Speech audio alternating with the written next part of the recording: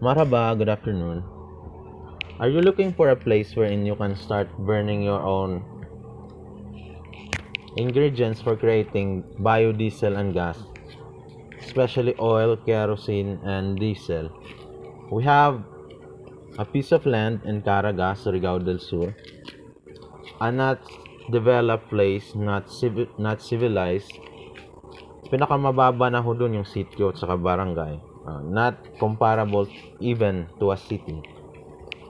We're actually looking for a company when it comes to diesel and oil and gas na pwedeng gumamit ng resource naman. Pwede ho kayo doon magsunog.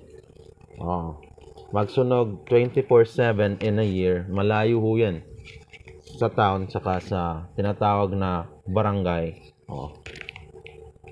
And the resources are out there. So if you want ho,